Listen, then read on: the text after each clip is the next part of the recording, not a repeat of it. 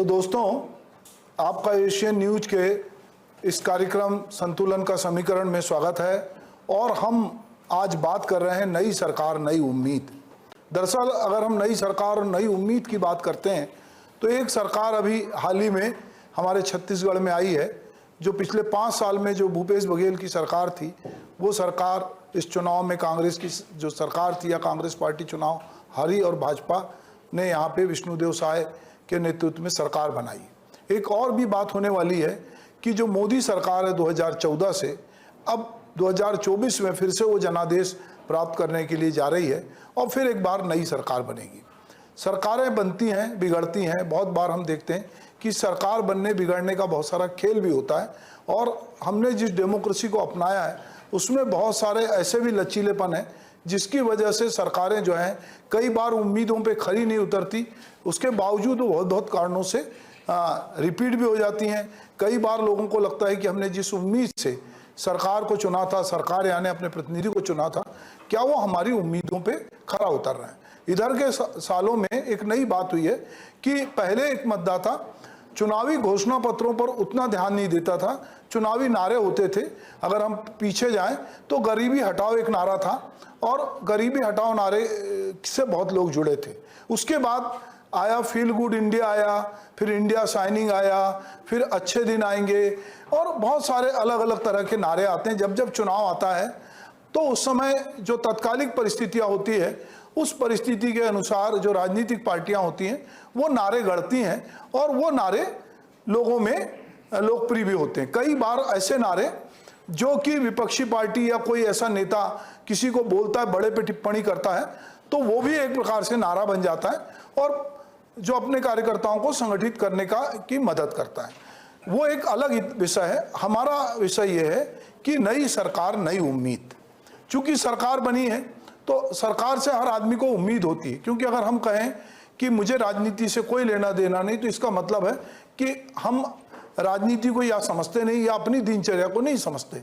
अब नई सरकार और जो है उससे जो हमको नया भरोसा है, जो उसकी गारंटी है, क्योंकि इस समय एक शब्द प्रचलित है गारंटी, और गारंटी पे ही चुनाव लड़ा जा रहा है।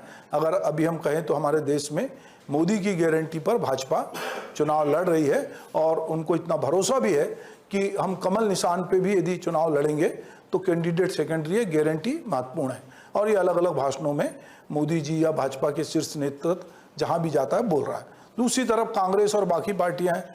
एक और शब्द भी आपने सुना होगा, रेवड़ी कल्चर। ये एक बड़ा शब्द आया था चुनाव के पहले, और जब आम आदमी पार्टी ने लोगों के लिए बहुत सारी घोषणाएं की थी तो उसका पहले राजनीतिक क्षेत्र में बहुत आलोचना हुई थी। बाद में धीरे धीरे सभी राजनीतिक पार्टियों को लगा कि कहीं ना कहीं अगर हम लोगों को कुछ नहीं देंगे उनकी जरूरत का, तो वो हो सकता है कि उनकी जरूरतें पूरी ना हो। और अब हर पार्टी जो है वो अपने अपने घोषणा पत्र के जरिए या चुनाव में मंचों के जरिए वादे करती है। तो हम नई सरकार और नई उम्मीद पर बात करेंगे।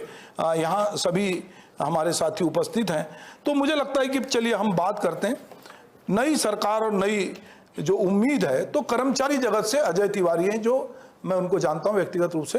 वो वरिष्ठ कर्मचारी नेता हैं और सरकार में भी रहे हैं, तहसील में बड़े पद पे रहे हैं और कर्मचारी नेता हैं। तो कर्मचारियों को नई सरकार से क्या उम्मीद थी और उनकी उम्मीद पर सरकार क्या खरी उतर रही है। अभी सरकार को बहुत टाइम है, अभी सरकार को आए बहुत लंबा अरसा नहीं हुआ है। तो आप किस तरह की उम्मीद करते हैं?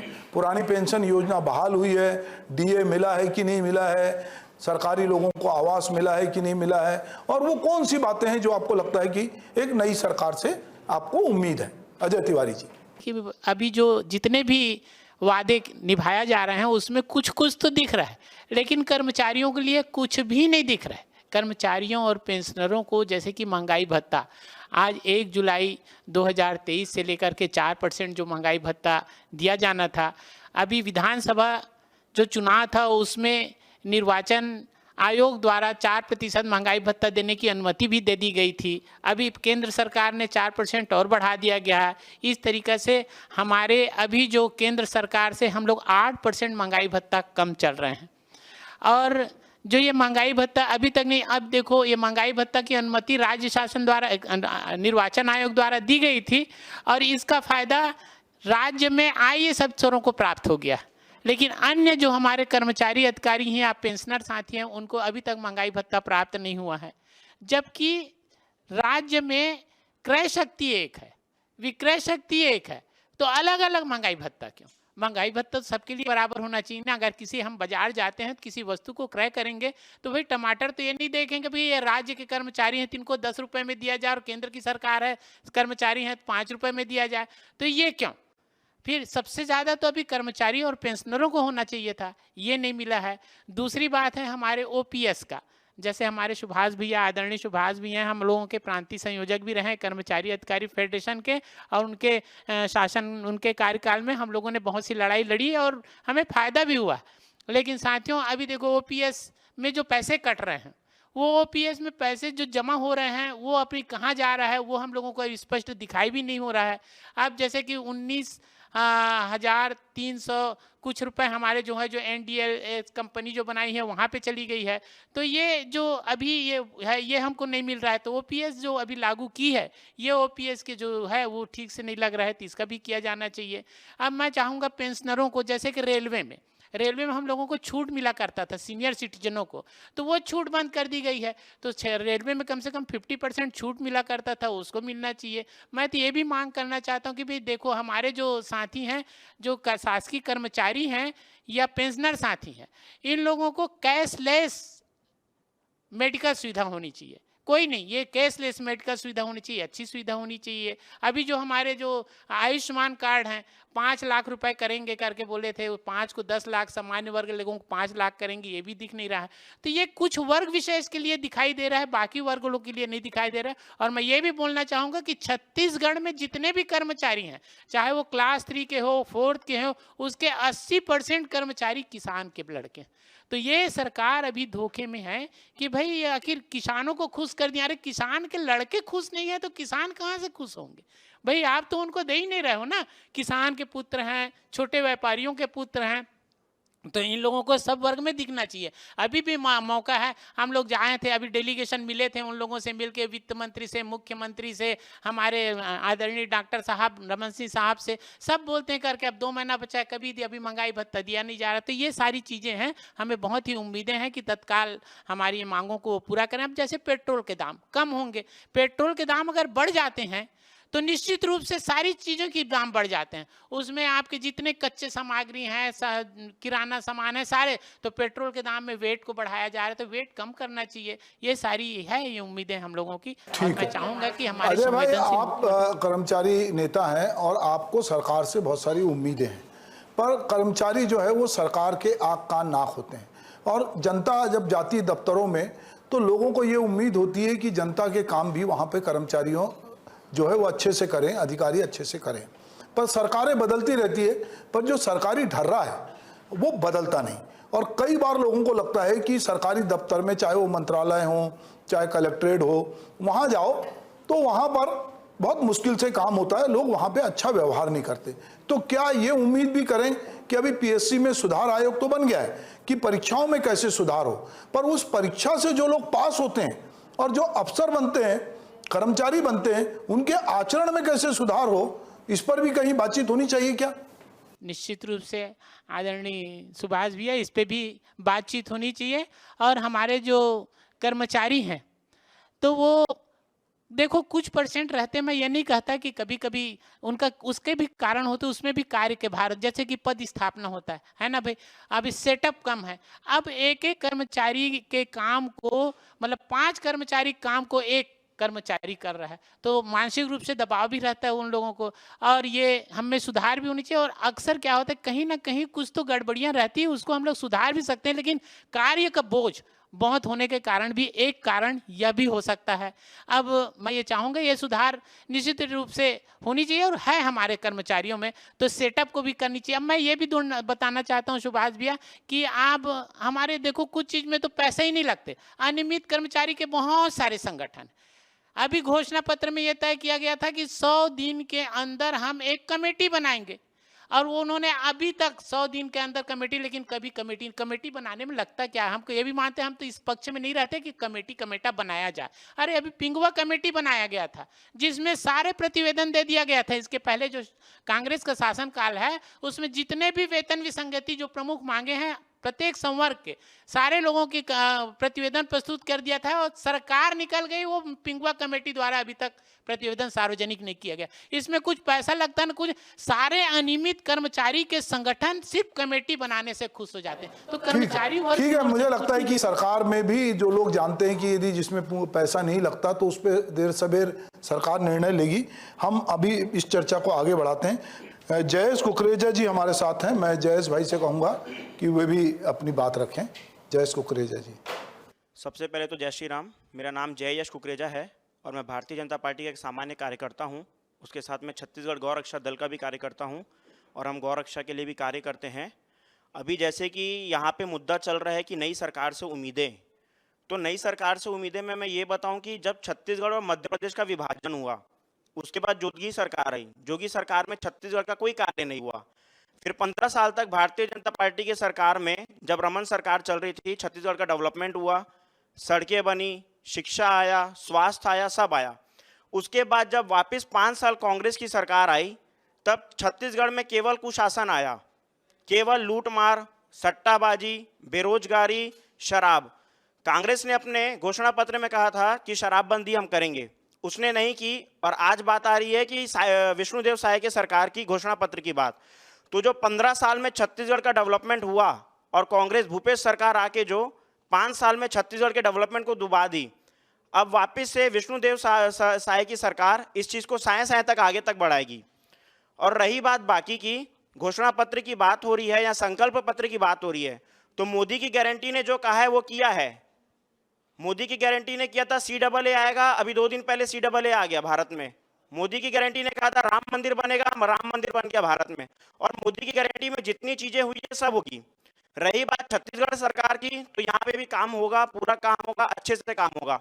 सबसे पहले किसी भी चीज की एक बॉडी तैयार होती है। जैसे कि एक घर बनता है तो उसके लिए पहले नीचे पे जमीन में गड्ढा करना पड़ता है, नींव डलती है।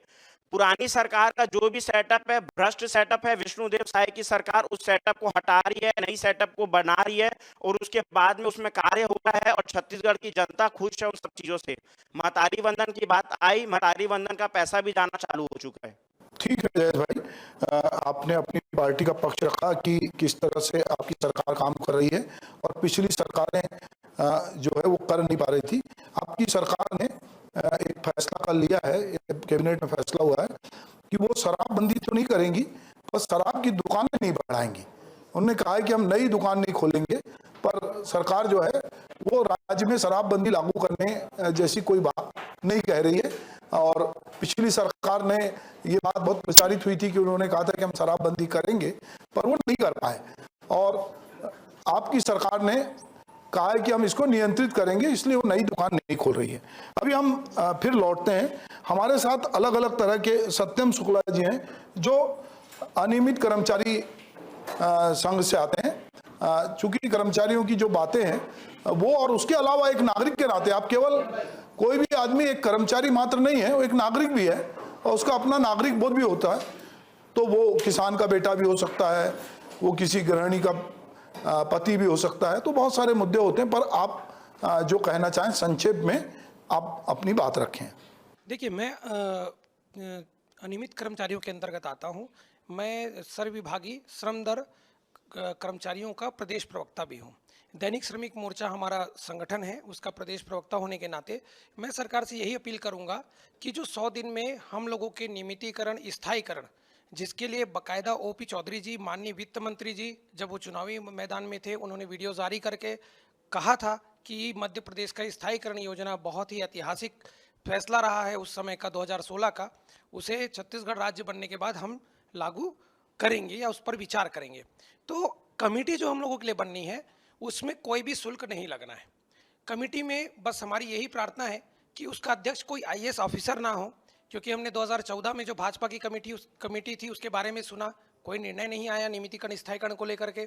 उसके बाद कमेटी कांग्रेस सरकार की बनी, पिंगुआ कमेटी, उस पर भी कुल मिला के 3 बैठकें हुई, कोई निर्णय नहीं हो पाया। यदि कोई जनप्रतिनिधि उसका अध्यक्ष होगा तो उसको एक भय रहेगा कि मुझे वापस चुनाव में जाना है।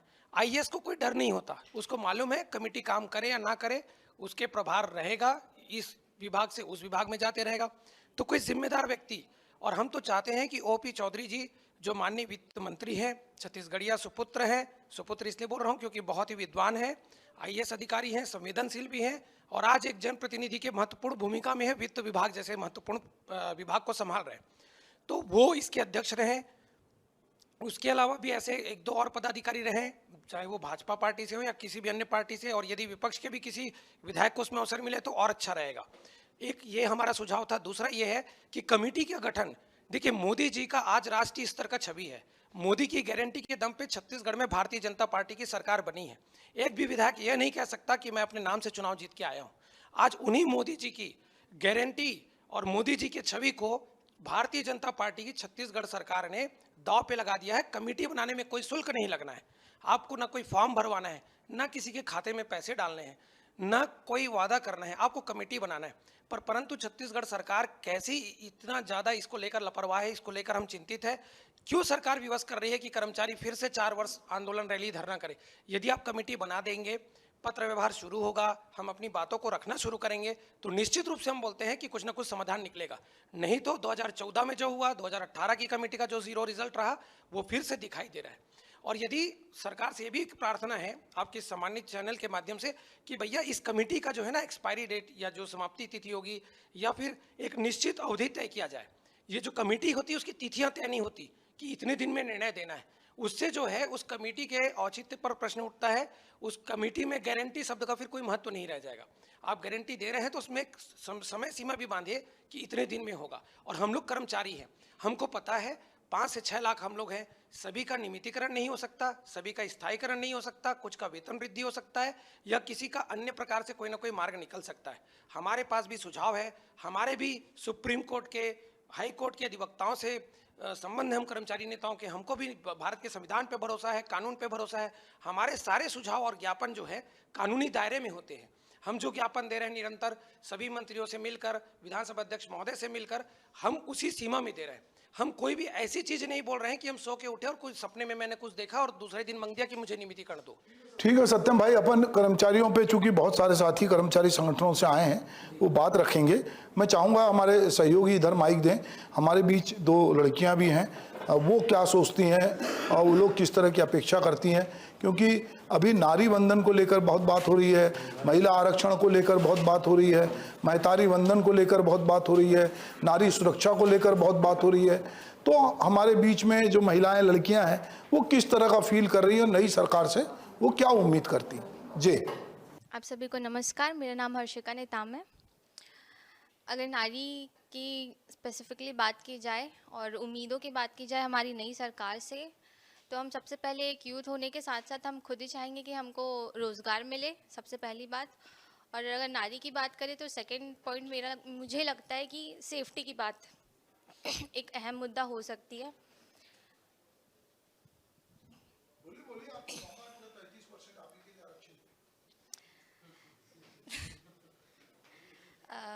सिर्फ पहले तो एम्प्लॉयमेंट वाली बात ही आ जाती है, फिर सेफ्टी की बात आ जाती है। सेफ्टी हर एक लड़की को मिलनी चाहिए, महिला को मिलनी चाहिए, जो कि बहुत ज़्यादा ज़रूरी है। क्योंकि आज की जो केसेस हैं, जब से निर्भया केस वाली बात हुई है, मैं ऐसे स्पेसिफिकली बोलना नहीं चाहती, लेकिन उसके बाद से जब वो घटना जब सबके सामने आई थी भारत में, तो उसके बाद से रिज़ल्ट ये होना चाहिए था कि उस पर कोई वो मुद्दा ऐसा हो जिसकी वजह से सेफ्टी बढ़े। लेकिन आज की डेट में देखा जा रहा है कि सेफ्टी बढ़ने की जगह में उसकी जगह पे केसेस ज़्यादा बढ़ रहे हैं। नमस्कार, मेरा नाम साक्षी घेवरिया है और मैं नई सरकार से ये उम्मीद करती हूँ कि सबसे पहले तो सेम जो सारे स्टूडेंट्स ये सोचते हैं कि एम्प्लॉयमेंट उनके लिए होनी चाहिए, बेटर अपॉर्चुनिटी उनको मिलनी चाहिए।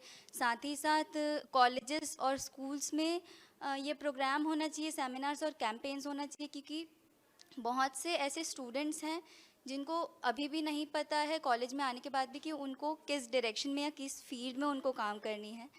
तो ये कैंपेन प्रोग्राम्स वगैरह होने चाहिए और स्कूल्स में भी ऐसे प्रोग्राम्स होने चाहिए कि स्टूडेंट्स को भी पहले से ही ये एक डायरेक्शन मिल जाए स्पेसिफिक कि उनको किस क्या बोलते फील्ड में आगे जाना है, पढ़ाई करनी है या काम करना है। हमारा कहना ये है कि जो नई सरकार है उससे जो हमको उम्मीदें हैं हम उस पर अगर फोकस करते हैं और बात करते हैं, जैसे मैं आपको एक बात कहना चाहता हूँ कि सरकार ने कहा है कि हमको अर्थतंत्र को गति देने के लिए हमने 10 मंत्र दिए हैं। सरकार कहती है 10 स्तंभ हैं। ज्ञान आधारित अर्थव्यवस्था की बात कर रही सरकार, तकनीक आधारित सुधार और सुशासन की बात कर रही है, आधिकारिक पूंजीगत व्यय को बढ़ावा देने की बात कर रही है, प्राकृतिक संसाधनों का उचित प्रबंधन की बात कर रही है, सेवा क्षेत्र को बढ़ावा देने की बात कर रही है, निजी निवेश जो है उसको प्रोत्साहित करने की बात कर रही है, बस्तर और सरगुजा की ओर देखो की नीति है, डिसेंट्रलाइज्ड डेवलपमेंट जो है पैकेट का विकास क्या करना है, छत्तीसगढ़ी संस्कृति को प्रमोट करने की बात कर रही है और योजनाओं को पारदर्शी क्रियान्वयन। ये 10 तो सरकार ने कहा है कि ये अर्थतंत्र को गति देने वाले 10 स्तंभ हैं। उसके अलावा सरकार ने बहुत सारे वादे किए। हमारा कहना यह है कि ये जो हमारे लोग हैं सब लोग कि नई सरकार से कोई भी सरकार हो, देखिए हम ये कहते हैं कि हजारों ख्वाहिश ऐसी कि हर ख्वाहिश पे दम निकले, बहुत निकले मेरे अरमा फिर भी कम निकले। तो सरकार के पास, आप तो सरकार में रहें, सरकार की अपना एक अर्थतंत्र होता है, बजट होता है और सरकार सबको उसकी पूर्ति नहीं कर सकती, पर प्राथमिकता तय करती है कि हमको क्या करना है और किस क्षेत्र के लोगों को देना है। तो अभी हम ये बात कर रहे हैं कि हम किस तरह से जो है इस पर बातचीत करें। तो मैं चाहूँगा कि धर्मेश दास मानिकपुरी जो हैं वो इस पर बात रखें। मैं आपसे बार बार मेरा अनुरोध है कि हमने एक विषय सीमित किया है, नई सरकार नई उम्मीद।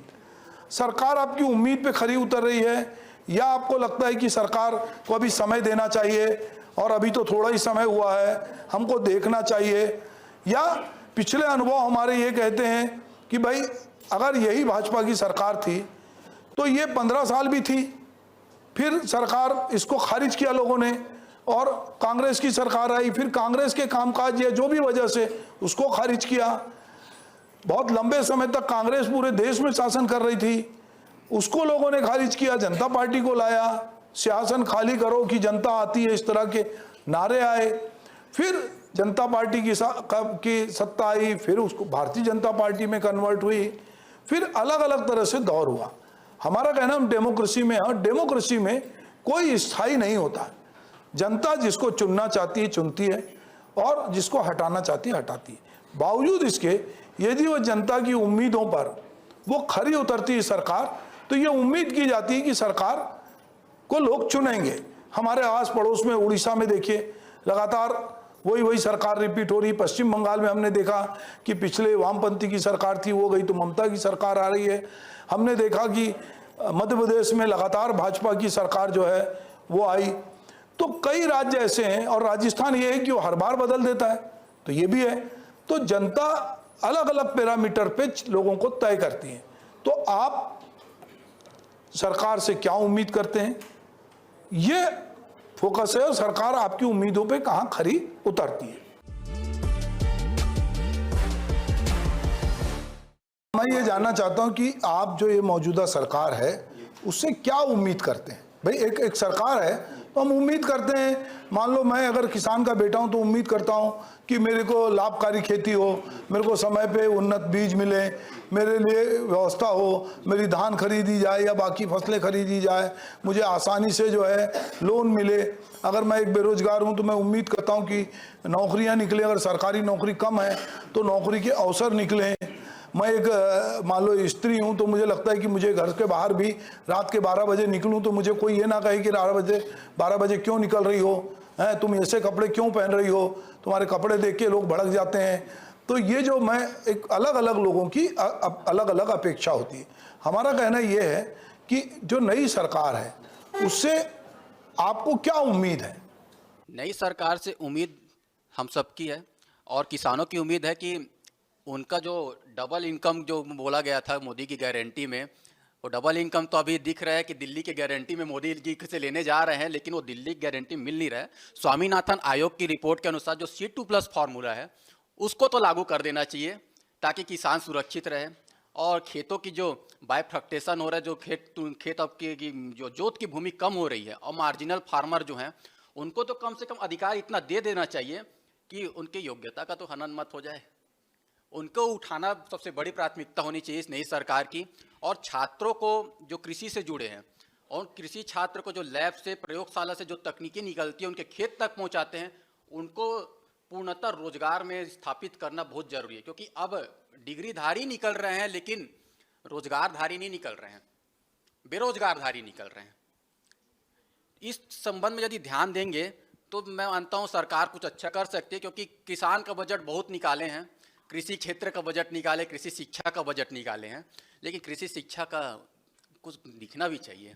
ठीक है, तो भगत साहू जी से मैं चाहूंगा कि ये कौशल विकास की बात आप कर रहे थे और आप कह रहे थे कि हुनर जो है वो होना चाहिए। अभी जो शिक्षा है उसमें हुनर की कमी है और वो केवल जो है उससे हम बहुत कौशल स्थापित नहीं कर पाते। तो हमारे देश में हमने देखा है कि पिछले 10-15 सालों में कौशल विकास के लिए भी काफ़ी काम हुआ है और हुनर को भी आगे बढ़ाने की बहुत सारी तरकीबें आई हैं। तो आप बताएं, आप क्या चाहते हैं नई सरकार से? नमस्कार आप सभी को, मेरा नाम भगत साहू है। मैं एक कंप्यूटर सेंटर चलाता हूं और मैं जहां ग्रेजुएशन कर रहा था, मैं प्रॉपरली बलौदा बाजार से हूं। मैंने रायपुर में अपनी शिक्षा ग्रहण की है, छत्तीसगढ़ महाविद्यालय में।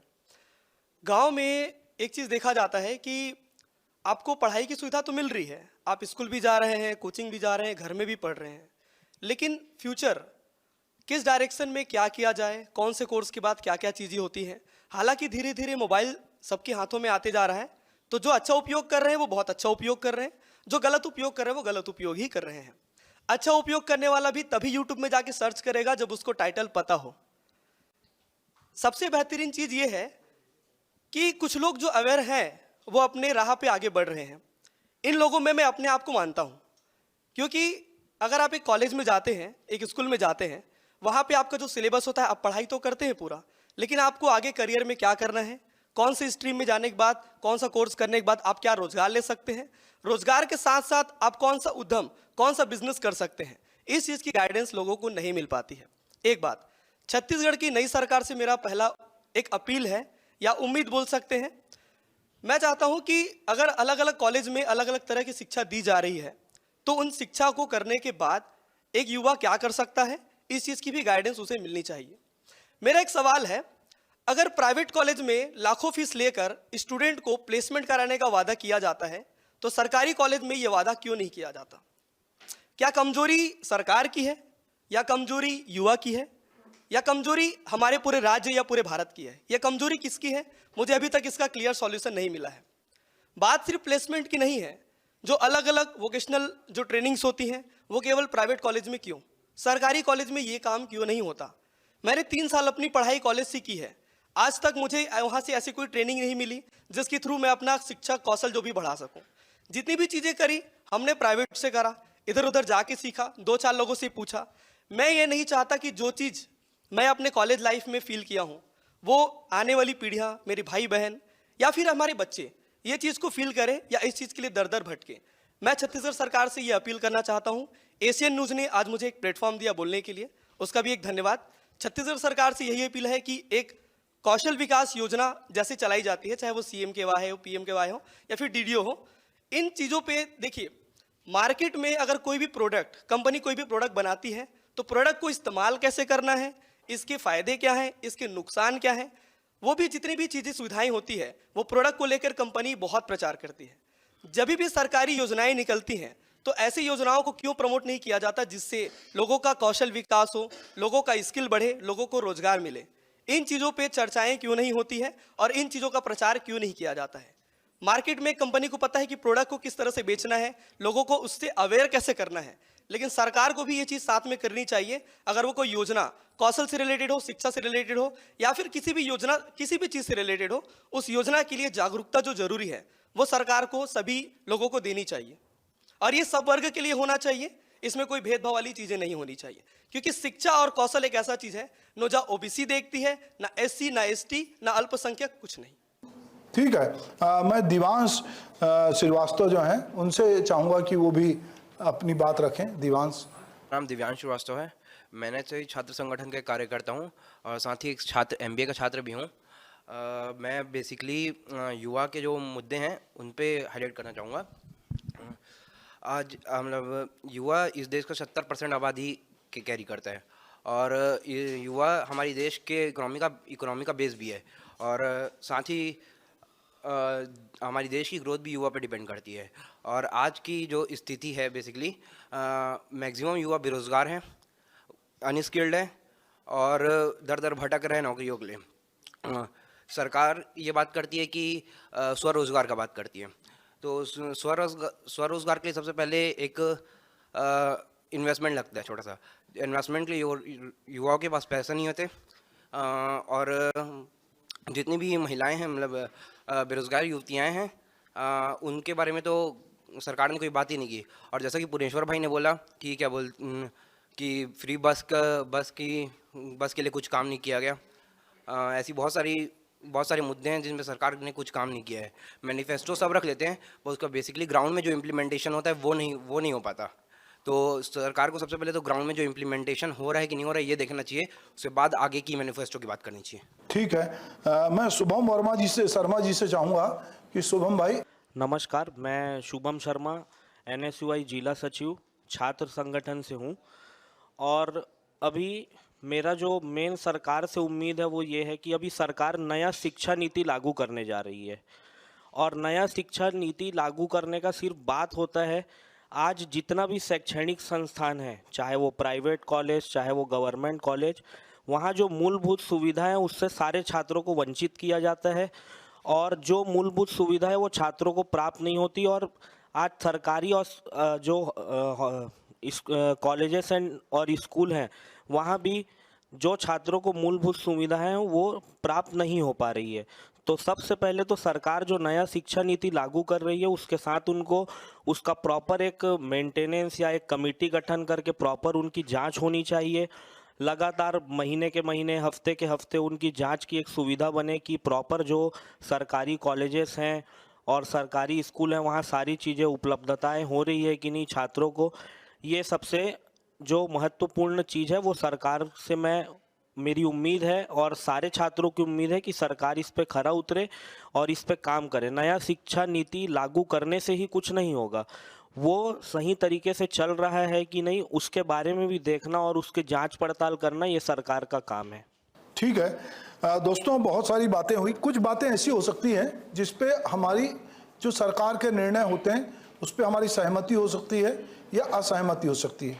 हमारे राज्य में युवा बहुत सारे हैं, इसलिए मैं बात कह रहा हूँ कि युवा मितान क्लब बने और बाद में वो युवा मितान क्लब चूँकि सरकार नई आई तो उसने बहुत सारी चीज़ें उसमें कहा कि गड़बड़ियाँ थी। ऐसी हमारे यहाँ आत्मानंद विद्यालय को लेकर काफ़ी बातचीत हुई और लोग बहुत क्रेजी थे माता पिता कि हमारे बच्चों का किसी भी तरह से और बहुत अप्रोच लगा के विधायकों से इससे उससे एडमिशन करा रहे थे और अपने बच्चों को अंग्रेजी माध्यम में पढ़ाना चाह रहे थे। तो ऐसा कई बार होता है कि जब नई सरकार आती है तो उसको लगता है कि जो पुरानी सरकार है उसके बहुत सारे फैसले पे वो समीक्षा करती है और उनको कई कारणों से खारिज करती है। हम बहुत बार एक नागरिक के नाते देखते हैं कि जो योजनाएं हमको 6 महीने पहले तक अच्छी लग रही थी, एक नागरिक के नाते अचानक से परसेप्शन बदलता है, सरकार बदलती है और वो योजना एक तरफ धरी रह जाती है। हम कई बार ये देखते हैं कि जिले का कलेक्टर बदलता है तो कलेक्टर जो है जिन योजनाओं पर फोकस करता है दूसरा कलेक्टर आके उसको डंप कर देता है और वो चाहता है कि नहीं ये योजना नहीं चलेगी। तो बहुत बार हमने देखा कि हमारे राज्य में आप आए दिन देखते होंगे किसी चौराहे पे सौंदर्यीकरण होता है, डिवाइडर बनता है, फिर आप देखते हैं 6 महीने बाद उखड़ने लगता है। बहुत बार ऐसी सड़कें बनती हैं फिर उखड़ने लगती हैं, कभी साइकिल ट्रैक बनता है। बहुत बार ऐसा होता है कि जो प्रशासक या जो निर्णय लेने वाले लोग होते हैं उनकी कई बार माइंडसेट होता है। हमारे शहर में एक पूरे शहर से गुजरने वाला एक ऐसा ब्रिज है जिसको लेकर अभी लोग कह रहे हैं कि इसका क्या होगा। पिछली सरकार जब थी भाजपा की तो उसको बनाया गया और फिर वो पूरा नहीं हुआ, फिर कांग्रेस की सरकार आई, वो 5 साल चली गई और वो जो बना है पाथवे जिसको ऊपर से हम कहते हैं कि एक फ्लाईओवर टाइप का स्काई वॉक जिसको कहते हैं, अब उसका क्या होगा। हम बहुत बार सोचते हैं जब निकलते हैं कि भाई भाजपा ने बनाया, फिर कांग्रेस ने इसमें कुछ नहीं किया, अब फिर भाजपा आ गई, तो पत्रकार सवाल पूछते हैं कि इसका क्या होगा।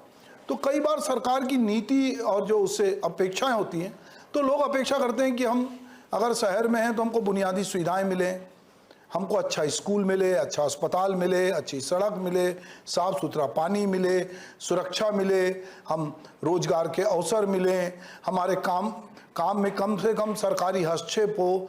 एक नागरिक के नाते सरकार भी हमसे उम्मीद करती है कि इंदौर जैसा शहर स्वच्छता में कई सालों से नंबर 1 आ रहा है। मैं कल परसों लखनऊ में था, तो उस शहर मुझे हिम्मत नहीं पड़ी कि मैं कहूँ कि उसके दूसरे दिन मैं देहरादून में था, तो मैंने एक जगह से मूंगफली खरीदी, पर मेरी हिम्मत नहीं थी कि वो मूंगफली को मैं छिलके को डाल सकूं। इतना साफ था कि मैं उसको जेब में रखते जा रहा था। तो एक शहर भी आपको अनुशासन सिखाता है, वहाँ के नागरिक भी आपको अनुशासन सिखाते हैं।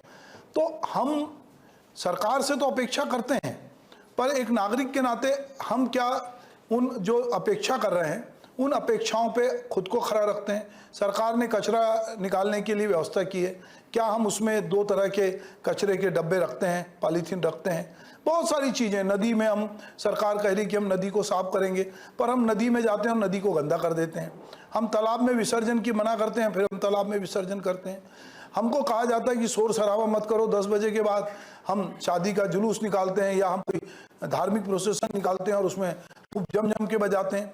तो कई बार उम्मीद 2 तरफा भी होती है, उम्मीद कभी एक तरफा नहीं होती है।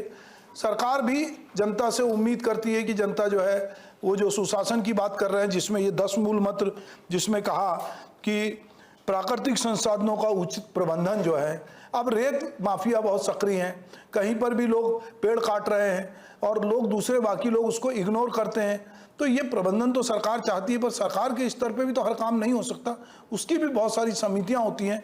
हम कितना उस पे जो है ज्ञान आधारित अर्थव्यवस्था की बात हो रही है, तो क्या हम हमारे बीच जो ज्ञानी लोग हैं, विद्वान लोग हैं, क्या हम उनकी इज्जत करते हैं?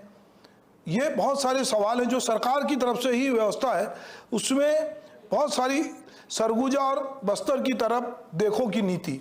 ऐसा क्यों हो रहा है कि राज्य बने 24 साल हो गए, मध्य प्रदेश 56 में बना था, तो अभी भी बस्तर और सरगुजा की तरफ देखो कि नीति क्यों अपनानी पड़ रही? तो क्या हमने उधर देखना बंद कर दिया था, या सारा डेवलपमेंट हम पहले भोपाल में कर रहे थे, इंदौर में कर रहे थे, अब रायपुर में कर रहे हैं? ये बहुत सारे सवाल हैं जो मुझे लगता है कि आप जितने युवा हैं, खास करके यहाँ युवा हैं, उनको इस पर सोचना चाहिए कि सरकार पे यदि आप नज़र रखेंगे, सरकार के कामकाज पे नज़र रखेंगे, तो आप बहुत सारी चीज़ें एक दबाव, एक समूह बना सकते हैं और कह सकते हैं कि ये काम सरकार को करना चाहिए और ये काम नागरिकों को करना चाहिए। तो ये भी एक तरीका है। आप कुछ कहना चाहते हैं? आपने अभी सफाई का मुद्दा उठाया। सफाई न केवल भारतीय जनता पार्टी के लिए है, न कांग्रेस के लिए, न किसी के लिए, सफाई सबके लिए। नरेंद्र मोदी जी ने जब राम मंदिर के प्राण प्रतिष्ठा से पहले कहा कि सफाई करने के लिए, क्या किसी कांग्रेस के नेता ने हाथ में झाड़ू उठा के अपने घर पे या किसी मंदिर पे सफाई किया? क्या नहीं किया। बात है, ये भी एक बहन ने इसकी रक्षा की बात की, महिलाओं की रक्षा का क्या होगा? तो छत्तीसगढ़ में रात को 10 बजे 11 बजे के बाद क्यों पुलिस घूम रही है? क्यों वीआईपी रोड के सारे कैफे बंद कराए जा रहे हैं? जहां जहां पे लोग खड़े होकर चौपाल बना के अड्डा बनाते थे, वो सब क्यों बंद किए जा रहे हैं? इसीलिए किए जा रहे हैं ताकि महिला को सुरक्षा मिले। और सफाई की बात रही तो सफाई हर किसी को करना पड़ेगा, मन तक की सफाई को करना पड़ेगा। आज एक भाई ने किसान की बात निकाली कि किसान कांग्रेस के शासन पे खुश था, तो मैं ये पूछता हूँ, क्या कांग्रेस के शासन पे कोई अधिकारी किसी खेत पे जाके किसान से पूछा क्या तुम्हारी सफल ठीक है, क्या तुम्हारी फसल ठीक है, क्या तुम्हारी मेहनत ठीक है? मैंने देखा अपनी आंखों से एक एक किसान यूरिया, पोटास और डीएपी के लिए कैसे लाइन पे लगा रहता था और किसी के प्राप्त नहीं हो पाती थी, मार्केट से जाके दुगने दाम पे वो खरीदता था। उसके बाद अभी किसी ने कहा कि किसी की पत्नी विधवा होकर सिर्फ घूम रही है और भाजपा के नेता जाके फोटो खिंचाते हैं। सरासर ये बात गलत है। बीरनपुर का इंसाफ देख लो, ईश्वर साहू जी के साथ क्या हुआ। बातें बहुत सी है। और रही बात अभी जैसे कि एक मुद्दा और निकला कि युवा क्लब का, आपने कुछ युवा क्लब के लिए बताया, तो ज्यादा बोलूंगा तो विवाद हो जाएगा। राजीव युवा मितान क्लब बना था, तब क्या हुआ था हर कोई जानता है कि वहां पे क्या हुआ था।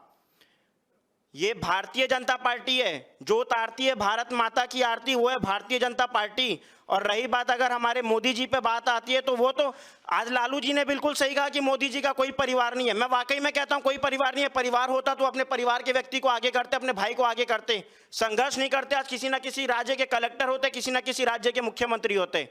125 करोड़ उनका परिवार है और वो अपने परिवार के लिए कर रहे हैं। और हमको नाज है कि हम ऐसे पार्टी का मैं छोटा सा कार्यकर्ता हूं जो राष्ट्रवाद के लिए और हिंदूवाद के लिए कार्य करती है। धन्यवाद। ठीक है, बहुत अच्छी बात आपने अपनी पार्टी की रखी। मैं आपसे एक मेरी असहमति ये है कि यदि आप 10 बजे रात को दुकान बंद कराते हैं तो 11 बजे रात को दुकान बंद कराते हैं, इसका ये मतलब है कि आप नागरिकों को या आपकी पुलिस का इतना भय नहीं है।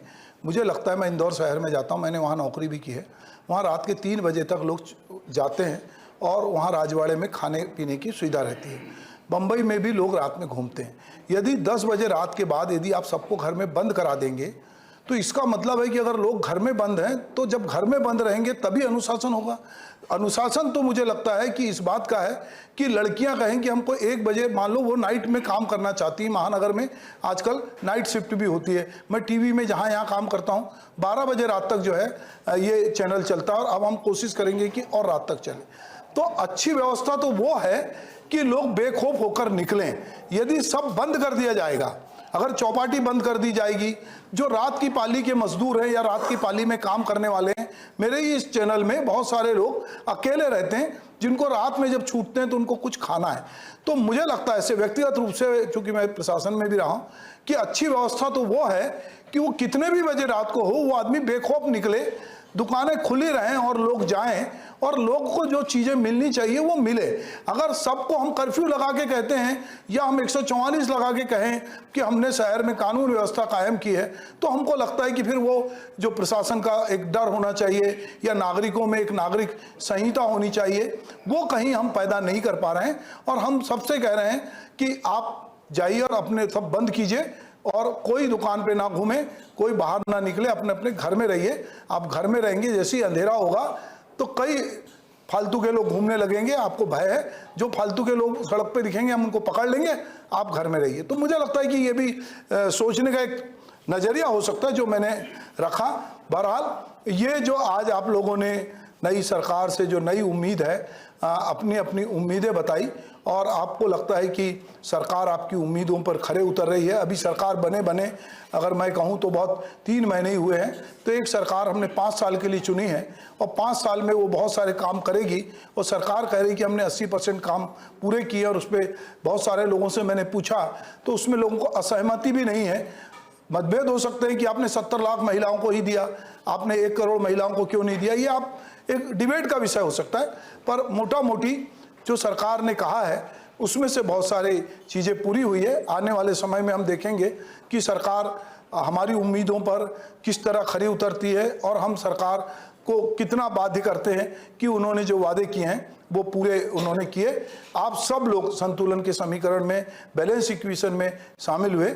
आपका सबका एशियन परिवार की ओर से बहुत बहुत धन्यवाद, स्वागत, नमस्कार।